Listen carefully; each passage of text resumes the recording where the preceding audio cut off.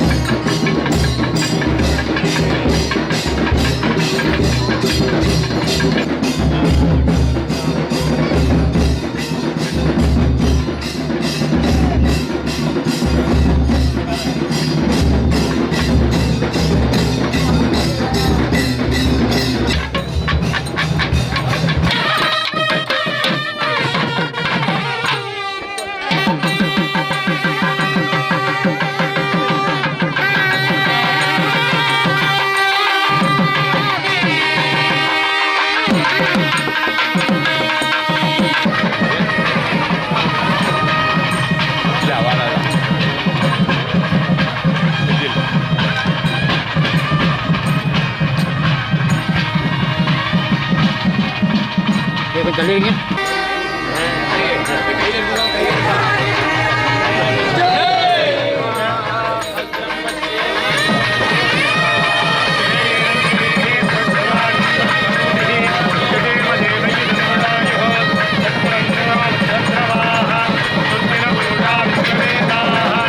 ஸ்ரீ குருபியோ நமஹ.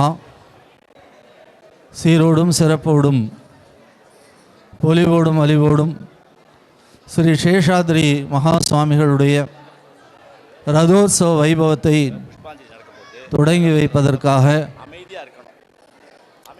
வருகை தந்திருக்கக்கூடிய நம்முடைய வழிபாட்டிற்குரிய ஸ்ரீ ஸ்ரீ முரளிதர குருசுவாமிகள் அவர்களுக்கு வேத மந்திரம் ஒலிக்க இப்பொழுது புஷ்பாஞ்சலி நடைபெற இருக்கிறது. நாம் செய்த பேரு குருநாதருடைய தரிசனம் நமக்கு கிடைத்திருக்கிறது.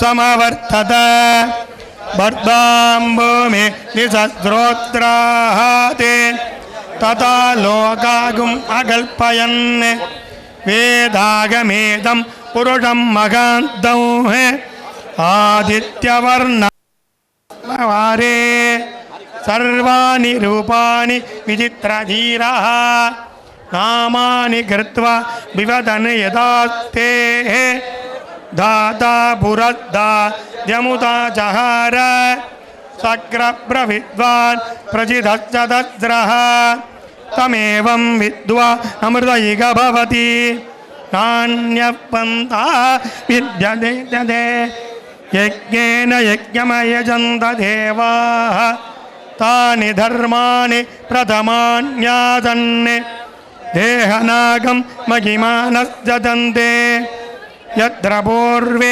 சாத்யா சந்தி தேவாः அத்ய சம்பூத பிருதிவ்யைரசாः ச விஸ்வகர்மண சமவர்த்ததாதி தத்தொட்ட விததத்ரூபமேதி தத்புருஷஸ்ய விஸ்வம் ஜானமக்ரே வேதாகமே புருஷம் மகாந்தௌ ஆதித்யவர்ணம் தாதே தமேவம் வித்வானமிர்தயிக பவதி நான்யப்பந்தா வித்யதே யனாய பிரஜாபதி சரதி கர்ப்பே அந்தः அஜாயமான் பகுதா விஜாயதே தஸ்ய தீரா பரிஜானம் தியோனிம் பரிஜீன பதமிச்சந்தி வேதசः யோ தேவேभ्यः யோ தேவானாः புரோகிதः பூர்வோ யோ தேவேभ्यो ஜாதः நமோ ருச்சாய பிராம்மயே ருச்சம் பிராம்ம ஜனயந்தः தேவ அக்ரே ததப்ருவன் யத்வைவம் பிராஹ மனோ வித்யாத் தஸ்ய தேவா அசன்வசேஹ கிரேஜ்ஜதே லக்ஷ்மீத்யபத்ன்யோ அகோராத்ரே பார்த்வே நக்ஷத்ராணி ரூபம் அஸ்வினோ வியாத்தௌ இஷ்டம் மனிஷான அமும் மனிஷான சர்வம் மனிஷான நாராயணாய வித்மஹே. மிகப்பெரிய பெயர் நமக்கு வாழ்க்கையில் இன்று கிடைத்திருக்கிறது. எப்பொழுதும் ஏகாதசி அன்றைக்கு நாம் மணிமங்கத்திலே ஸ்ரீனிவாச பெருமாள் ஆலயத்திலும் ஆசிரமத்திலும் அவர்களை தரிசனம் பண்ணக்கூடிய பல்லாயிரக்கணக்கான மக்கள் அங்கே குழுமி இருந்து ஏகாதசி அன்றைக்கு அவர்களை தரிசனம் கூடிய பாக்கியம் கிடைக்கும். எப்படி தேரோத்சவத்திலே பகவான் பக்தர்களை தேடி சென்று தரிசனம் கொடுக்கிறாரோ அதுபோல் இன்றைக்கு நம்மை தேடி வந்து நம்முடைய முரளிதர குருசுவாமி அவர்கள் ஏகாதசி அன்றைக்கு நமக்கு தரிசனம் தந்திருக்கிறார்கள் என்று சொன்னால் இது நாம் பெற்ற மிகப்பெரிய பாக்கியமாகும். அத்தகைய மிகப்பெரிய பேற்றினை நாம் பெற்றிருக்கிறோம். கண்ணியது உன்புகழ் கற்பது உன்னாமம் கசிந்து பக்தி பண்ணியது உன்னிரு பதாம்புயத்தில் பகல் இரவான் அண்ணியது உன்னை நயந்தோர் அவயத்து நான் முன் செய்த புண்ணியம் ஏது என் அம்மே புவியழையும் பூத்தவளை என்ற அபிராமி பட்டர் எப்படி உருகி பாடுவாரோ அதுபோல் நாம் செய்த மிகப்பெரிய பேறு ஏகாதசி அன்றைக்கு நம்மை தேடி வந்து எப்படி ரதோத்சவத்திலே இப்பொழுது சேஷாத்ரி மகாசுவாமிகள் எல்லோரையும் ஊருக்குள்ளாக சென்று தேடி சென்று தரிசனம் செய்கிறாரோ தருகிறாரோ அதுபோல் நம்மை தேடி வந்து இன்றைக்கு தரிசனம் செய்திருக்கக்கூடிய அந்த மகானுபாவரை, அந்த மகானை, அந்த யோகியை, அந்த சித்தபுருஷரை, அந்த ஆச்சாரிய மகா சுவாமிகளை, அவருடைய திருவடி கமலங்களை தரிசனம் செய்வதும் அவர்களுக்கு நடைபெற்ற இந்த புஷ்பாஞ்சலியை தரிசனம் செய்வதும் நாம் செய்த மிகப்பெரிய பாக்கியமாகவும் இதையெல்லாம் ஒன்று கூட்டி தந்திருக்கக்கூடிய நம்முடைய திருமதி மகாலட்சுமி சுப்பிரமணியம் அம்மா அவர்களுக்கு கோடி முறை நாம் நன்றி செலுத்தினாலும் அது நிறைவாகாது. ஆகையினாலே காலையிலே சுந்தரவதன பெருமாளுடைய மகா சம்பரோக்ஷணம், இப்பொழுது அற்புதமான புஷ்பாஞ்சலி, இதனைத் தொடர்ந்து ரதோத்சவ தொடக்க வைபவம் என்று அத்தனை நிகழ்ச்சிகளுக்கும் நமக்கு அருள்பாலிப்பதற்காக வந்திருக்கக்கூடிய குருநாதர் திருவிழாக்களை மீண்டும் மீண்டும் சாஷ்டாங்கமாக நமஸ்காரம் செய்து அவர்களை வருக வருக என்று வரவேற்று மகிழ்கிறோம். ஸ்ரீ குருப்யோ நமஹ. ராம ஹரே ராம ராம ராம ஹரே ஹரே ஹரே கிருஷ்ண கிருஷ்ண கிருஷ்ண ஹரே ஹரே ராம ராம ஹரே ராம ராம ராம ஹரே ஹரே கிருஷ்ண கிருஷ்ண கிருஷ்ண ஹரே ஹரே. ஸ்ரீ குருப்யோ நமக. எல்லாம் அல்ல எல்லாரோடைய குருநாதர் மகாபெரிவாளோட பரிபூர்ண அனுகிரகத்தால் நம்முடைய நடமாடும் தெய்வமாக விளங்குகின்ற நமது பாலபெரிவா நம்ம குருஜி அவளோட பரிபூர்ண ஆசீர்வாதத்தில் அவளோட ஆக்கியப்படி ஆவணி மூலத்தன்னைக்கு தேர் ஓட்டுன்னு முதல்ல நட்சத்திரம் பார்த்து நமக்கு எல்லாத்தையும் ஆசீர்வாதத்தை வாரி வழங்கினது நம்ம குருஜி தான். பலத்த கைகஷம். குருஜிகிட்ட தான் நாங்கள் போய் முத தேர் பண்ணணுன்னு ஒரு ஆசை இருக்குது மனசில். அது தேரும் முதல்ல கலாவதி நரசிம்மன் தான் தேர்னு இங்கே சொன்ன உடனே 2 லட்சத்தை பணத்தை எழுதி கொடுத்து தைரியமாக பண்ணுன்னு சொன்னது. அதுக்கப்புறம் நாங்கள் தேருக்குன்னு யாரையும் போய் பணம் கேட்கல, அவளாவே கொடுத்துட்டோம். ஏன்னா நான் கேட்டால் 2 லட்சம் தான் கொடுப்பா, கேட்கலன்னா நிறையா கொடுத்துருவான்னு கேட்கல. ஆவணி மூலத்தன்னைக்கு பண்ணுன்னு சொன்னதோடு இல்லை, அவர் பெரிய மகான். அவருக்கு நீ ஒன்றும் இல்லை, சிம்பிளாலாம் நீ பண்ணக்கூடாது, படு கிராண்டாக தான் பண்ணணும். ஜெயந்தி உற்சவமும் ஆராதனையும் பண்ணணும்னு எப்படி ராமானுஜர் வைஷ்ணவத்துக்கு ஒரு வழி வகுத்தாரோ, திருப்பதி கோவிலில் பூஜை இப்படி தான் பண்ணணும்னு சொன்னதோ, அது மாதிரி நம்மளோட குருஜி தான் இந்த கோவிலை பொறுத்த வரைக்கும் ஆளினால். அவர் தான் நமக்கு வழி வகுத்து கொடுத்தது, வந்தது, நல்லா எங்களுக்கெல்லாம் ஆசீர்வாதம் பண்ணினது. அதனால் இன்றைக்கி ஆவணி மூலத்தில் குருஜி கையால் வடம் பிடிச்சி தேர் வந்தாச்சு. அந்த ஆவணி மூலம் எதுக்காக அவர் ஆவணி மூலம்னு செலக்ட் பண்ணதுன்னா, பிட்டுக்கு மண் சுமந்த நாள் இது. அது மாத்திரம் இல்லை, இன்றைக்கி ரொம்ப எல்லா ஊர்லேயும் இந்த ஆவணி மூலத்தை ரொம்ப விசேஷமாக கொண்டாடுவான்னு. ஏன்னா நாங்கள் போய் கேட்டோம். என்ன கேட்டேன்னா, ஜெயந்தியும் உடனே ஆராதனையும் அடுத்த 10-15 நாளில் வந்துடுறது. அதனால் இது கொஞ்சம் கேப்பு கொடுத்து பண்ணினா வரவாளுக்கும் சௌரியமாக இருக்குமேன்னு கேட்டபோது தான் குருஜி ஆவணி மூலம் பண்ணுன்னு சொன்னது. அதனால் அது மாத்திரம் இல்லை, அவரே வந்து இன்றைக்கி நமக்கு தேரை வடம் பிடிச்சி இழுத்து கொடுத்து நம்மளெல்லாம் ஒரு பெரிய புண்ணியம். இது வரைக்கும் நாம் பண்ணின அத்தனை பாவமும் போயிடுது. தெரிஞ்சு பண்ணின பாவம், தெரியாத பண்ணின பாவம் என்னெல்லாம் இருந்ததோ அத்தனையும் இன்றைக்கி போயாச்சு. இனிமேல் நம்ம புதுசாக நம்ம வாழ்க்கையை இப்போ தொடங்க போகிறோம். இப்போ குருஜியோட அனுகிரக பாஷணம் இருக்குது. அதே போல் குருஜி இன்னொரு ஆசீர்வாதம் பண்ணணும். இங்கே இன்னும் ஒரு மண்டபம் ஒன்று கட்டணும், ஒரு இடம் வாங்கணும்னு பார்க்குறோம். ஏன்னா இங்கே சாப்பாடு போடுறதுக்கு இது வரைக்கும் பாஸ்கர் வீட்டில் தான் சாப்பாடெல்லாம் நடந்துட்டுருக்கு. இதுக்குன்னு நிறைய எங்கேயோ போய் தென்னாங்கூரில் போய் தங்க வேண்டியதாக இருக்குது. அதனால் ஒரு பெரிய மண்டபம் ஒன்று கட்டி நிறையா ரூம்ஸ் எல்லாம் போட்டு ஆராதனை எல்லாமே அங்கேயே சமைச்சு அப்படி பண்ணலான்னு ஒரு சுவாமிகிட்ட ஒரு விண்ணப்பம் வச்சு குருஜிகிட்ட விண்ணப்பம் இன்றைக்கி வச்சுட்டு குருஜி ஆசீர்வாதம் பண்ணினா போகிறோம். ஏன்னா கிருஷ்ண பரமாத்மாவாக எங்களுக்கு இருந்தால் போகிறோம். எங்களை அர்ஜுனனாக அவர்கிட்ட இருக்க வைக்கணும்னு நான் வேண்டின்னு, எங்களுக்கு அவரோட சேனையெல்லாம் வேண்டாம், அவரோட படையே வேண்டாம், எங்களுக்கு அவர் இருந்தால் போகிற கிருஷ்ண பரமாத்மா மாதிரி அப்படின்னு சொல்லி இந்த வாய்ப்பு கொடுத்த குருஜிக்கு என்னோட ஃபஸ்ட்டு இன்னொன்று ஒன்று சொல்லிடுறேன். என்னோட கோவில் நான் பிறந்த ஊர் வானமுட்டி பெருமாள்னு மயிலாடுதுறை பக்கத்தில் இருக்கிற ஒரே அத்திமரத்தாலான 18 அடி பெருமாள், பிப்பல மகரிஷிக்கு விஸ்ருப தரிசனம், சனி தோஷம் ஹத்தி தோஷம் போகிற ஒரே ஒரு கோவில் உலகத்தில் 3 கல்வெட்டு நிரூபணம், அதை வேறே பெருமாளை தாங்கி இருக்கக்கூடிய அற்புதமான கோவில்.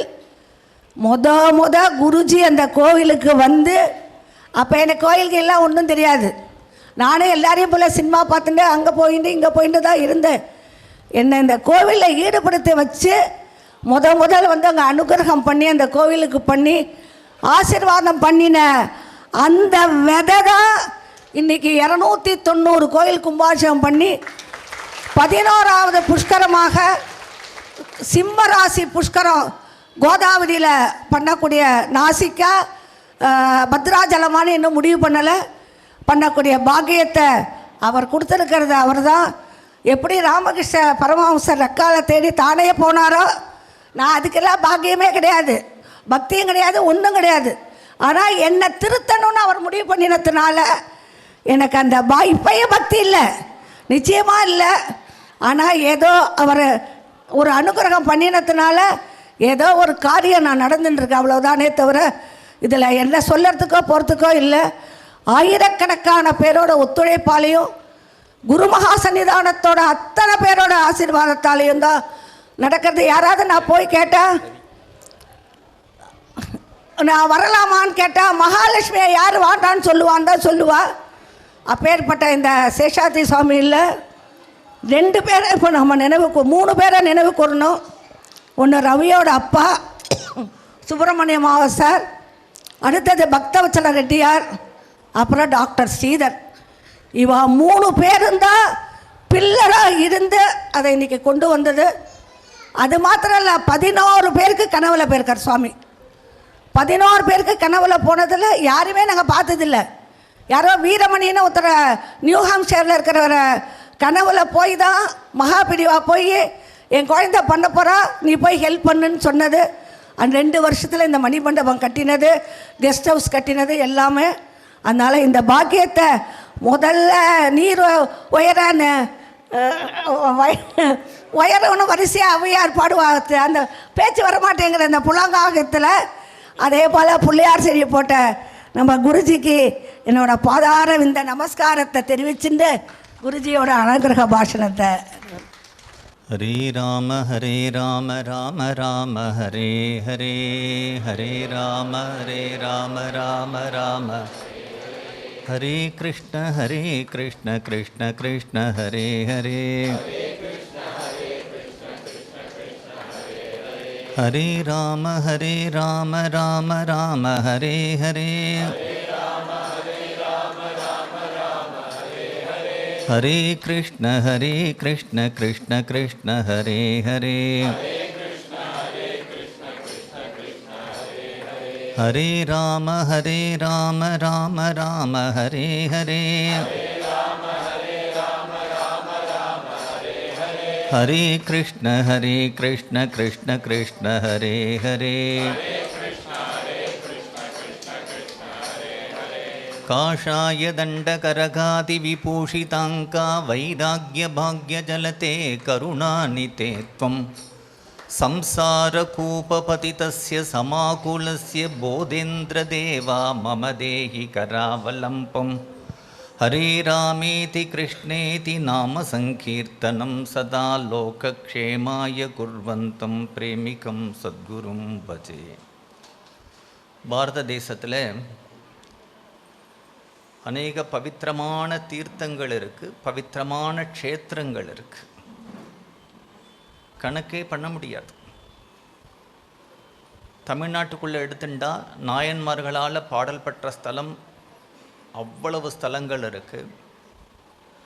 ஆழ்வார்களால் மங்களாசாசனம் பண்ணப்பட்ட திவ்ய தேசங்கள் அவ்வளவு இருக்குது, சக்தி பீடங்கள் அவ்வளவு இருக்குது. கிராம தேவதைகளுடைய ஆலயங்கள் அவ்வளவு இருக்குது. அதுவும் காஞ்சிபுரம், தஞ்சாவூர், மதுரை இந்த ஊர்லெல்லாம் எவ்வளவு கோவில் இருக்குன்னே எண்ண முடியாது. அவ்வளவு கோவில்கள். தஞ்சாவூரில் பார்த்தா நவநீத கிருஷ்ணன் கோவில் இருக்கும், அடுத்ததாக பார்த்தா பங்காரு காமாட்சி கோவில் இருக்கும், அடுத்ததாக பார்த்தா விஜயராகவன், பக்கத்தில் வீடு இருக்கிற மாதிரி பக்கத்தில் கோவில். ஆயிரக்கணக்கில் இப்படியே காஞ்சிபுரம் வந்துட்டே இருந்தோமானால் வழுக்கருத்தீஸ்வரர் கோவில், அப்புறம் வியாசசாந்தாலீஸ்வரர் கோவில், அப்புறம் கச்சபேஸ்வரர் கோவில், இப்படியே அடுத்தடுத்து அவ்வளவு சிவன் கோவில்கள், அவ்வளவு விஷ்ணு ஆலயங்கள், அவ்வளவு கிராம தேவதைகளுடைய வழிபாடு தமிழ்நாட்டிலேயே. அப்புறம் இந்தியா முழுக்க எடுத்துட்டு கேட்கவே வேண்டாம். பண்டரிபுரம்னு பெரிய க்ஷேத்திரம், ஜோதிர்லிங்கங்கள் இருக்கக்கூடிய க்ஷேத்திரம், பத்ரிகாசிரமம், ஹரித்வார், ரிஷிகேஷ், பூரி, பிருந்தாவன், மதுரா, நைமிஷாரண்யம், மகாக்ஷேத்திரங்கள். இந்த மகாக்ஷேத்திரங்களையும் மகா நதிகளையும் சொல்லிட்டு வரும்பொழுது சப்த மோக்ஷபுரி சப்த நதிகள் அப்படின்னு நம்ம புராணங்கள்லாம் விசேஷமாக சொல்கிறது. அந்த சப்த மோக்ஷபுரியில் தமிழ்நாட்டில் இருக்கிறது ஒன்று தான் காஞ்சி அப்படிங்கிறது. சப்த புண்ணிய நதியில் தமிழ்நாட்டில் இருக்கிறது ஒன்று தான் காவேரி அப்படிங்கிறது. இந்த காஞ்சிபுரத்தினுடைய பெருமையை சொல்லும்பொழுது நகரேஷு காஞ்சி புஷ்பேஷு ஜாதி நாரீஷு ரம்பா அப்படின்னு ஒரு ஸ்லோகம் சொல்கிறது. உலகத்தில் இருக்கக்கூடிய நகரங்கள்லேயே ரொம்ப சிரேஷ்டமான நகரம் எது அப்படின்னா காஞ்சிபுரம் அப்படிங்கிறது. இந்த காஞ்சிபுரத்துக்கு சமமாக வேற ஒரு க்ஷேத்திரம் இல்லை. ஹரிஹர புக்கருடைய சாம்ராஜ்யத்தை ஸ்தாபித்தார் வித்யாரண்யர். பஞ்சதசி போன்ற அத்வைத கிரந்தங்கள்லாம் எழுதியிருக்கார். அந்த வித்யாரண்யர் தன்னுடைய கிரந்தத்தில் சொல்லும் பொழுது, நான் எங்கே இருந்தாலும் என்னுடைய மனசு காஞ்சிபுரத்தையே சுற்றின்னு இருக்கு அப்படின்னா இந்த காஞ்சிபுரத்தினுடைய பெருமை. நாம் காஞ்சிபுரத்தை தியானம் பண்ணுறதில்ல, மகான்கள்லாம் இந்த காஞ்சிபுரத்தை தியானம் பண்ணிட்டுருக்கா. திருவண்ணாமலைங்கிற க்ஷேத்திரத்தை எடுத்துட்டா அந்த க்ஷேத்திரத்துக்கு ஊருக்குள்ளே வரத்துக்கு 9 வழி இருக்குது. நவத்வாரபுரி அப்படின்னு பேர்.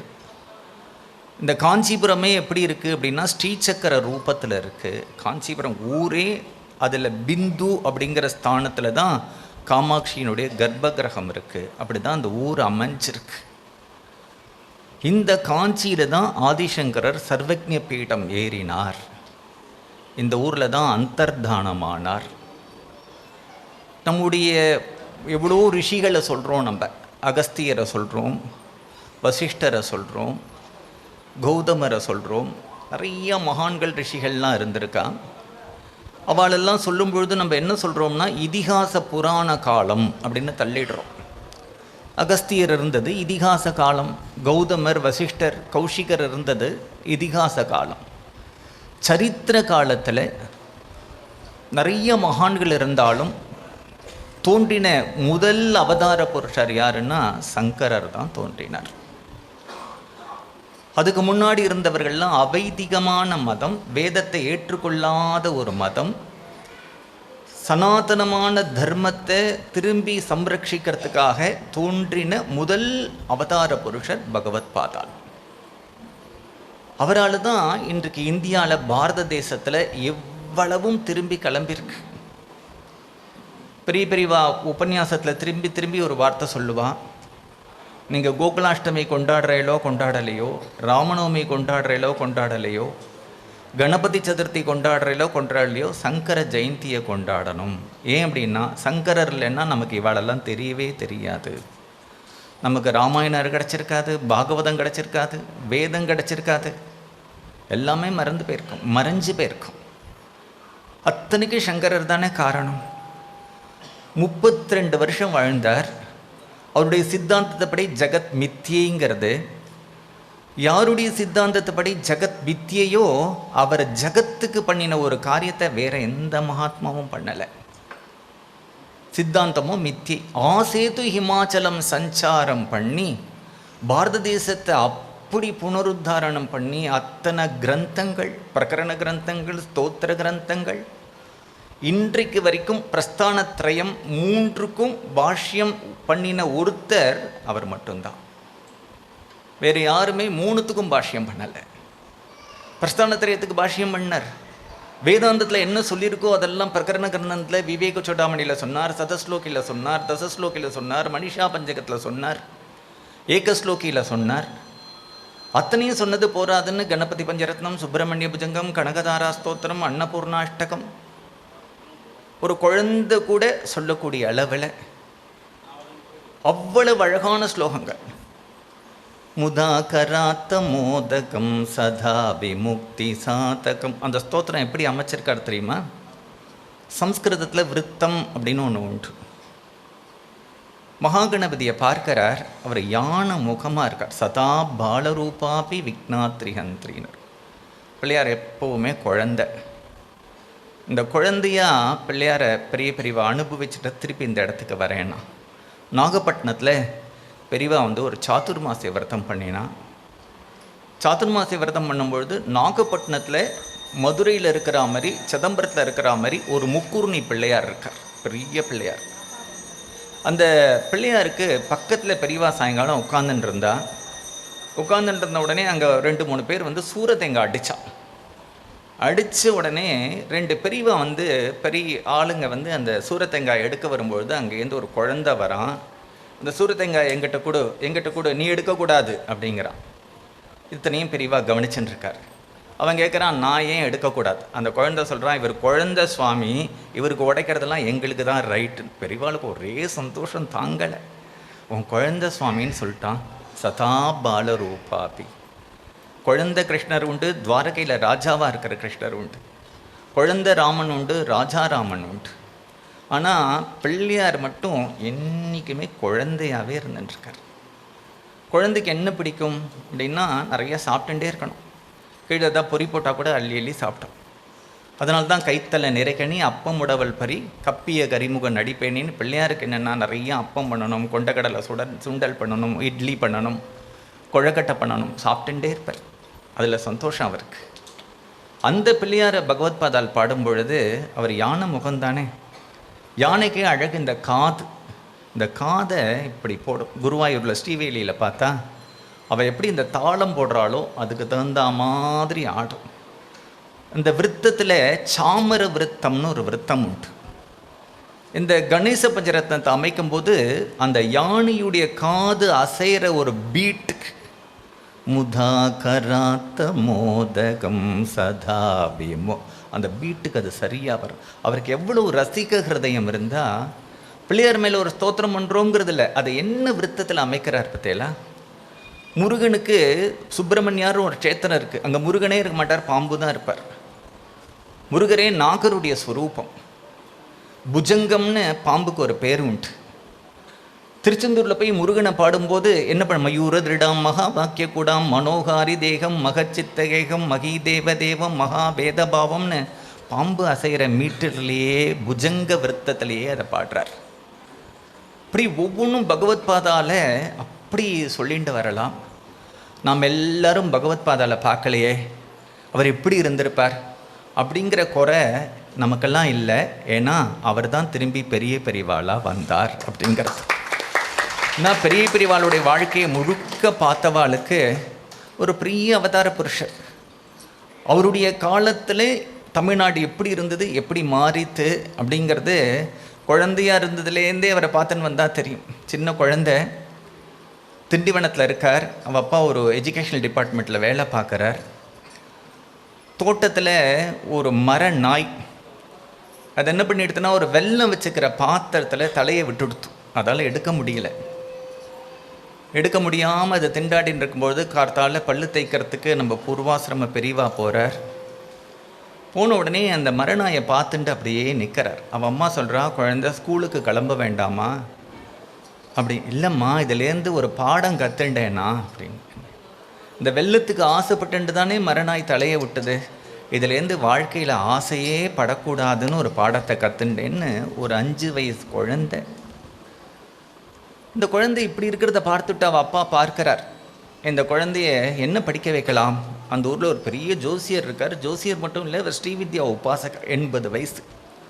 அவருக்கே நிறைய சிஷ்ய பரிவாரம் இருக்குது. அவர்கிட்ட கொண்டு போய் ஜாதகத்தை காண்பிச்ச உடனே அவர் சொல்கிறார், மறுநாள் இந்த குழந்தைய கூப்பிட்டுண்டு வா அப்படிங்கிறார். இந்த குழந்தைய கூப்பிட்டுட்டு போட உடனே இவர் இந்த குழந்தைய எதிர்பார்த்துட்டு அந்த 80 வயசு ஸ்ரீவித்யா உபாசகர், அவரையே குருவாக வச்சுட்டு ஒரு சிஷ்ய பரிவாரம் இருக்கிறவர், இந்த 5 வயசு குழந்தையில இன்னும் உபநயனம் கூட ஆகலை, காலில் விழுந்து நமஸ்காரம் பண்ணுறார். அவள் சிஷ்யாலாம் பார்த்தா அந்த குழந்தையோட காலை காண்பிச்சா அதில் சங்க ரேகை, சக்கர ரேகை, பத்ம ரேகை, மகாபுருஷனுடைய லக்ஷணம். இதெல்லாம் சாமானியமாக இல்லை. பெரிவாலே சில பக்தாளுக்கு அதை காண்பிக்கவும் காண்பிச்சிருக்கா.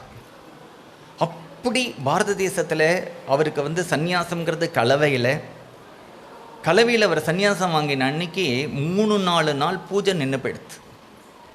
இவரோட குருவுக்கும் இவருக்கும் கிட்டத்தட்ட ஒரே ஸ்டெச்சு உட்காந்துட்டு 40 மணி நேரம் பூஜை பண்ணிருக்கார். தீர்த்தம் சாப்பிடாம, சாதம் சாப்பிடாம. அந்த பூஜை விட்டு போயிடுது இல்லையா, அத்தனை பூஜையும் பண்ணினார். கூட ஒரு சாஸ்திரிகள் தான் அந்த பூஜையெல்லாம் சொல்லி கொடுக்கணும். சொல்லி கொடுக்குற சாஸ்திரிகள் பெரியவாள்கிட்ட சொல்கிறார், இந்த மடத்தில் ஒரு சம்பிரதாயம் உண்டு. சந்திரமௌலீஸ்வரர் பூஜை பண்ணும்பொழுது பூஜை பண்ணுறவா தன்னையே சிவபெருமானை நினச்சிண்டு பூஜை பண்ணணும் அப்படின்னு. உடனே குழந்தை அப்போ தான் பட்டத்துக்கு வந்திருக்கார். அந்த சுவாமி அந்த சாஷியில் பார்த்து சொல்கிறார், சாஷியிலே பூஜை பண்ணுறதுக்கு மட்டும் இல்லை, எப்போவுமே நான் அப்படி தான் நினச்சின்னு இருக்கேன் அப்படிங்கிறார். அப்படி அவருடைய பிரபவத்தை, அவரோட மகிமைகள்லாம் சொல்லிகிட்டே போனாக்க அதுக்கெல்லாம் அவரோட ஹாஸ்ய ரசம் இல்லைன்னா அவருடைய அனுகிரக சக்தி இதெல்லாம் சொல்லிகிட்டே போனால் அவர் பேசுகிற ஒரு அழகு. ஒரு நாளைக்கு கார்த்தால பெரியவாளோட விஸ்வரூப தர்ஷனம் நினைக்கிறேன், நாகலட்சுமி அம்மா நிற்கிறாங்க பக்கத்தில், 5 பேர் இருக்கோம். அன்றைக்கி பெரியவா 3-4 மணிக்கு மேனாலேருந்து வெளியில் வந்துட்டா. நாகலட்சுமி மாமியை பார்த்து பெரியவா கேட்டா, இவனை தெரியுமா உனக்கு அப்படின்னா. மாமி தெரியும், பார்த்துருக்கேன். நீ பார்த்துருக்கியா? பார்த்துருக்கேன், பேசுனேன். அவள் கதையெல்லாம் உனக்கு சொல்லட்டுமா அப்படின்னார். தேனாம்பேட்டையில் பாலசுப்ரமணிய சுவாமி கோயில் கும்பாபிஷேகத்துக்கு வந்தேன். அவள் இப்போ மாம்பழத்தில் இருந்தா, வெஸ்ட் மாம்பழத்தில் ஆற்றுக்கு கூப்பிட்டா. நான் மேனாலேருந்து இறங்கினேன். அவள் ஒண்டி கொடுத்தனும் பின்னாடி ஒரு அவுட் ஹவுஸில் இருந்தா. அந்த முதல் வீட்டுக்காரர் இருக்காரே, அவர் ஒரு நாய் வளர்த்துன்னு இருந்தார். நான் ருத்ராட்சம் வில்வாலாம் போட்டு மேனாலேருந்து இறங்கின உடனே அந்த நாய் என்னை பார்த்து லொல்லுன்னு குலைச்சிது. நான் மேனால ஏறி ஓடி போயிட்டேன். அந்த மாமி திருமுல்லை வாயில் வரைக்கும் அழுதுண்டே வந்தா. அப்போ அவளுக்கு ஒரு அனுகிரகம் பண்ணேன், அது அவளுக்கு ஞாபகம் இருக்கான்னு கேளு அப்படின்னு என்கிட்ட. நான் கேட்டேன், என்ன மாமி பெரியவா அவ்வளோ சொல்கிறாளே அப்படின்னு. ஞாபகம் இருக்குது, என்னன்னு சொல்லு அவளை அப்படின்னார். கல்லாளியும் மண்ணாளியும் கட்டின வீட்டுக்குள்ளே என்னை கூப்பிடாத, எந்த வீட்டுக்குள்ளே எனக்கு வரணும்னு தெரியும் அப்படின்னு நான் அனுகிரகம் பண்ணா பெரியவா. அதே மாதிரி ஹிருதயத்தில் எப்பயுமே பெரியவா தெரிஞ்சுட்டே இருக்கா அப்படின்னு சொன்னார். பெரியவாளோட அனுகிரகம் இதெல்லாம் சொன்னால் சொல்லிகிட்டே போகலாம். 1-2 இல்லை. ஒருத்தர் வந்தார் பெரியவாள்கிட்ட பெரியவா சொன்னால் சதாபிஷேகம் பண்ணிக்கோ அப்படின்னார். அவர் ரொம்ப பெரியவாள்கிட்ட போய் அப்படி பேசலாமா? அவர் சொன்னார், இல்லை சதாபிஷேக பத்திரிக்கை போட்டால் சகஸ்ர சந்திர தரிசனம்னு போடணும். நான் அப்படிலாம் ரெகுலராக 3ஆம் புறையெல்லாம் பார்க்கல. நான் சகஸ்ர சந்திரத்தை தரிசனம் பண்ணாத போது நான் பத்திரிக்கையில் போடுறது அவ்வளோ சரியாக இருக்காது, அது பொய் மாதிரி ஆகும் இல்லையான்னு பெரியவாள்கிட்ட பெரியவா சிரிச்சுண்டே பக்கத்தில் இருக்கிற ஒருத்தர் கூப்பிட்டு, ஏகாம்பரேஸ்வரர் கோயிலுக்கு போ, உள் பிரகாரத்தில் ஒரு சகஸ்ர லிங்கம் இருக்கும், ஒவ்வொரு லிங்கம் தலையிலையும் ஒரு சந்திரன் இருக்குது, 1000 சந்திரன் அவருக்கு காமிச்சு கூட்டுண்டு வா அப்படின்னா.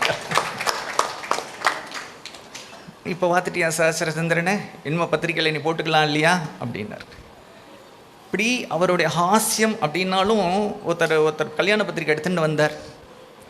எல்லோரும் என் பேரை போடுவாளேடா, ஏன் என் பேரை போடல அப்படின்னார்.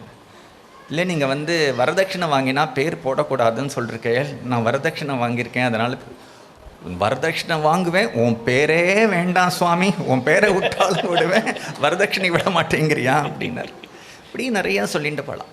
அப்படி காஞ்சிபுரத்தில் நம்ம பெரியவா இருந்துட்டு இருந்தார். பெரியவாளுடைய கால் படாத இடமே காஞ்சிபுரத்தில் கிடையாது. இங்கே ஒரு டாக்டர் இருந்தார். பெரியவா கார்த்தால அன்றைக்கி மடத்துலேருந்து, அப்போ சின்ன காஞ்சிபுரத்தில் தான் பூஜை, யானை கட்டி தரல. இப்படி வழுக்கருத்தீஸ்வரர் கோவில் ஒவ்வொரு கோவிலாக வரார்.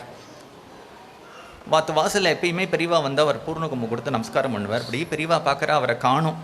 என்னன்னு கேட்டால், குழந்தைய ஆஸ்பத்திரியிலேருந்து டிஸ்சார்ஜ் பண்ணி கொண்டு வந்திருக்கா, டாக்டர் இன்னும் பிழைக்காதுன்னு சொல்லிட்டா. பெரியவா மௌனம். வாசலில் அவர் சொல்லிட்டு அழுதார். பெரியவா ஒன்றும் பதில் சொல்ல. நேராக யானை கட்டி தருக்க போனார். நிதானமாக பூஜை பண்ணினார். பிக்ஷை எடுத்துட்டார். அப்போ எப்படி பெரியவா பிக்ஷை பண்ணிட்டு இருந்தாருன்னா, 2 கை இப்படி வச்சுப்பா, அதில் என்ன சாதம் வருதோ அப்படி சாப்பிடுவோம், ஒரே வேலை. அதில் ஒரு பருக்க கீழே விழுந்தது. அப்போ 3 மணி 4 மணி இருக்கும்.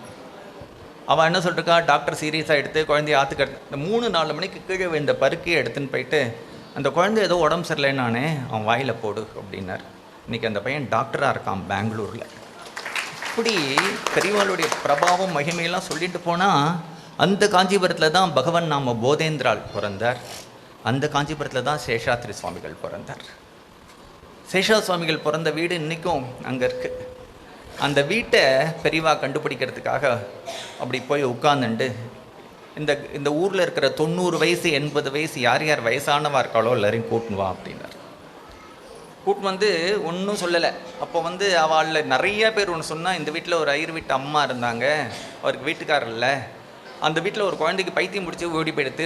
பெரியவா சொன்னால், நாங்கள் தேடுற பைத்தியம் அந்த பைத்தியம்தான், இதுதான் சேஷாசுவாமிகள் பிறந்த வீடுன்னு ஒரு பரணிதரனை கூப்பிட்டு அந்த வீட்டை கட்டி இன்றைக்கும் நம்ம போய் தரிசனம் பண்ணலாம். அங்கே தான் குழந்தையா சேஷா சுவாமிகள் இருந்தார். அவள் அம்மாவுக்கு மரகதம்னு பேர், அவள் அப்பா காமகோடி. காமகோடின்னு ஏன் பேருன்னா, ஆதிசங்கர பகவத்பாதால் இந்த காமாட்சி அம்மனை வைதிக பிரதிஷ்டியாக பண்ணின உடனே இதுக்கு ஸ்ரீவித்யா படி பூஜை பண்ணணுங்கிறதுக்காக நர்மதா நதி தீரத்துலேருந்து சில குடும்பங்களை கூட்டின்னு வந்தார். அந்த குடும்பத்தில் சேர்ந்தவர் தான் காமகோடி சாஸ்திரிகள். காமகோடி சாஸ்திரிகளோட பொண்ணுக்கு தான் மரகதம்னு பேர்.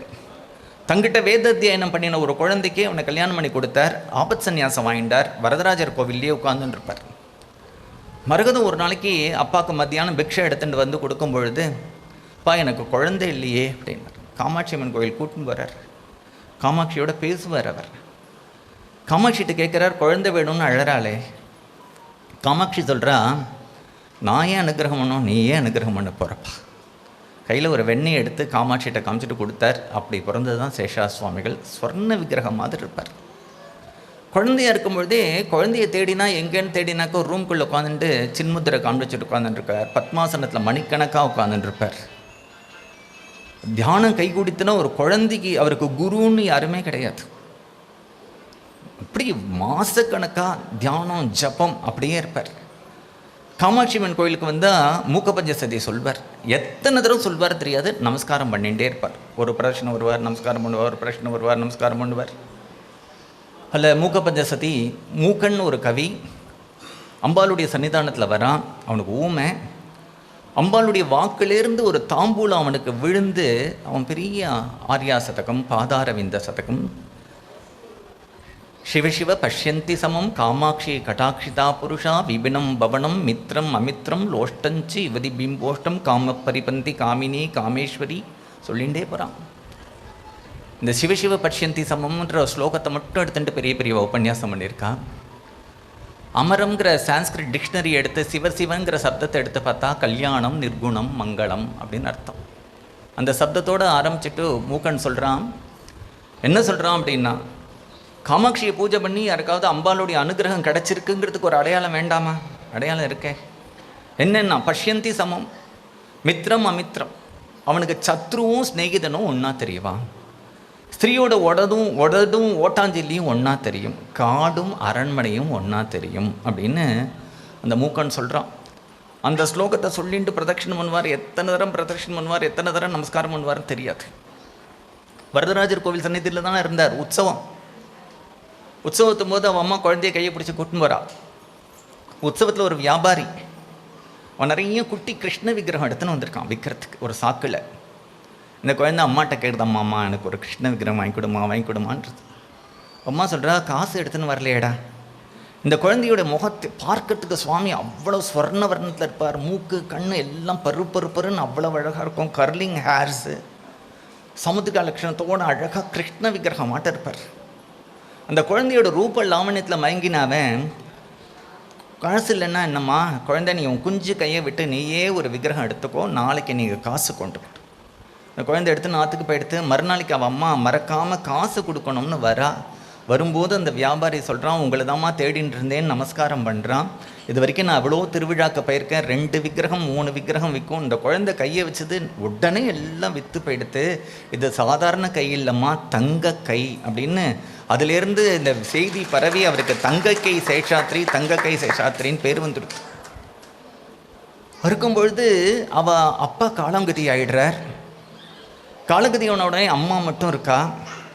அம்மா இந்த குழந்தைக்கு கல்யாணம் பண்ணணும்னு பார்த்தாக்க ஜோசியக்காரெல்லாம் சொல்கிறான், இது கல்யாணம்லாம் நடக்காது, இது ஒரு மகாபுருஷனுடைய ஜாதகம், ஜீவன் முக்தனுடைய ஜாதகம்ங்கிறா. அவள் அம்மா இன்னும் வருத்தப்படுறா. காவேரி பக்கத்தில் ஒரு பொண்ணு இருக்கு, அவள் சொந்தக்கார பொண்ணு, அவளை தான் அவள் அம்மா கல்யாணம் பண்ணணும்னு நினைக்கிறா. அப்பாவும் போயிட்டார். ஆத்துக்கார் போனதுக்கப்புறம் இந்த குழந்தைக்கு இப்படிலாம் சொன்னதுக்கப்புறம் அவள் அம்மா மடி பண்ணிண்டா, பளிச்சுன்னு விபூதி இட்டுப்பான், ஒரு வேளை தான் சாப்பிடுவா, ஜபம் பண்ணிகிட்டே இருப்பான், துளசி பூஜை பண்ணுவான், வீணை நன்னா வாசிப்பான். அவளே ஒரு சன்னியாசினி மாதிரி வீட்டை விட்டு வெளியில் வர மாட்டான். சதா வாக்கில் ஸ்லோகம், சதா ஜபம், துளசி பூஜை, வீணை வாசிக்கிறது, நல்லா பாடுவான். ஷமாசாஸ்திரிகள் கிருத்தி எல்லாம் நிறையா பாடின்னு இருப்பான். இந்த குழந்தையோட எப்படி வேறு ஆகிடுத்தே, இந்த குழந்தை இப்போ காலகாலத்துக்கு ஆற்றுக்கு வர மாட்டேங்கிறது, மயானத்துக்கு போகிறது. ஏகாம்பரேஸ்வர் கோவிலில் போய் ஜலத்தில் இவ்வளோ தூரம் நின்றுட்டு காமோகார்ஷி ஜபம் கோடிக்கணக்கில் பண்ணுவார். இப்படி இருந்துட்டு இருக்கும்பொழுது அவன் அம்மாவுக்கு என்ன பண்ணுறதுன்னு தெரியல. அவன் அம்மாவுடைய கடைசி காலம் வந்தது.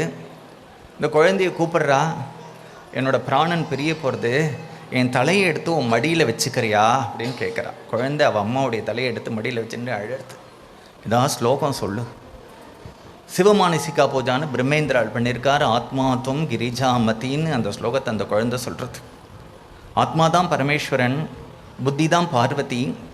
நான் எங்கெல்லாம் ஊர் சுற்றுறனோ அதெல்லாம் உன் பிரதட்சிணமாக வச்சுக்கோ, நான் சாப்பிட்றதெல்லாம் உன்னோட நிவேதனமாக வச்சுக்கோ, நான் பேசுகிறதெல்லாம் உன்னுடைய ஸ்தோத்திரமாக வச்சுக்கோ, நான் தூங்குறதெல்லாம் தியானமாக வச்சுக்கோ, அப்படி இருந்தால் தான் நான் கரையேற முடியும் அப்படின்னு ஒரு பிரார்த்தனை ஸ்லோகம்.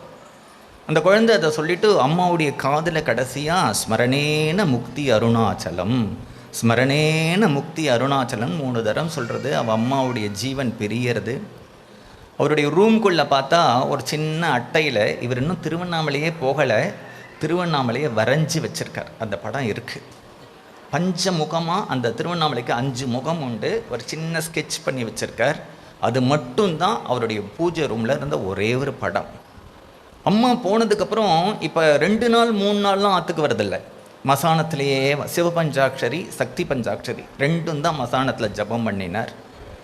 அப்படியே ஜபம் பண்ணிகிட்டே இருக்கும்பொழுது பாலாஜி சுவாமிகள்னு ஒரு சுவாமிகள் காசிலேருந்து சர்வதீர்த்த கரைக்கு வந்தார். அங்கே தான் புது பெரியவாளுக்கு சன்னியாசம் கொடுத்த இடம்.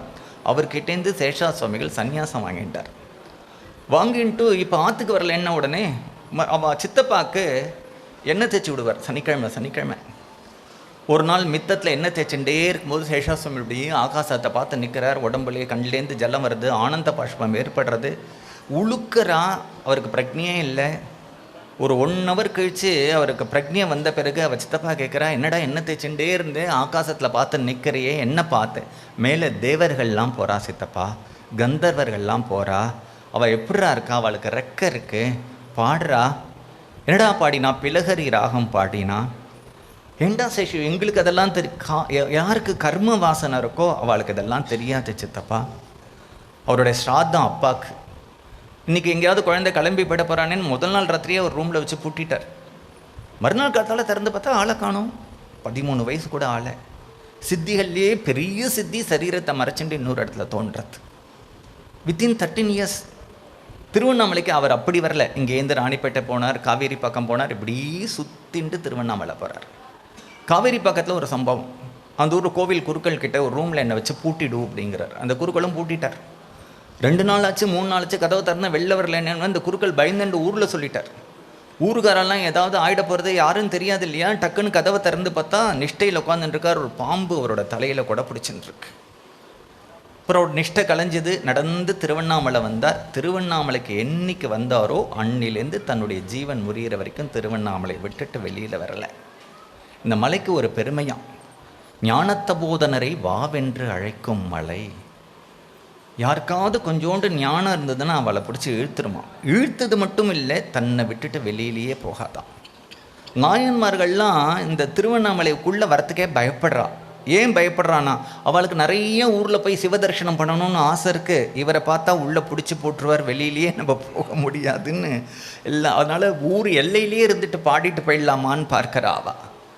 அருணகிரிநாதரை தடுத்து ஆட்கொண்ட க்ஷேத்திரம். பார்வதி தபஸ் பண்ணி அர்த்தநாரீஸ்வரர் அந்த ஊரில் தான் வாங்கிட்டான். அந்த ஊரில் தான் ரமணர் இருந்தார். அந்த ஊரில் தான் குகை நமச்சிவாயம் இருந்தார்.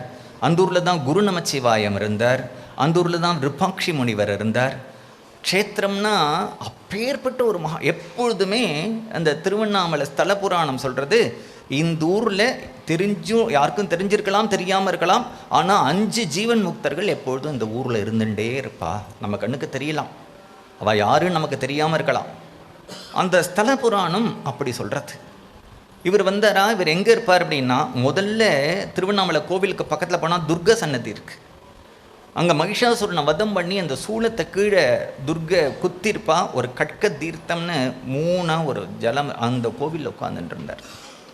அப்புறம் மசானத்தில் உட்காந்துட்டு இருந்தார். அப்புறம் கம்பத்திலேயனார் சன்னதியில் வந்து உட்காந்துட்டு இருந்தார். யாராவது நல்ல வேஷ்டி கொடுத்தா அந்த வேஷ்டியை மசானத்தில் இருக்கிறவர் கொடுத்துட்டு அவனுடைய வேஷ்டியை வாங்கி கட்டின்றுவார். ஒருத்தர் கொஞ்ச நாள் ஜபம் பண்ணார், கொஞ்ச நாள் தூங்கினார், கொஞ்ச நாள் வரவாளோட பேசினார், கொஞ்ச நாள் ஏதாவது ட்ரஸ்ட்டு போட்டார், கொஞ்ச நாள் சேஷாசுமையில் என்ன பண்ணார்னா பிறந்துலேருந்து சித்தியார் வரைக்கும் ஜபம் பண்ணிகிட்டே இருந்தார். வேறு ஒரு காரியம் பண்ணலை.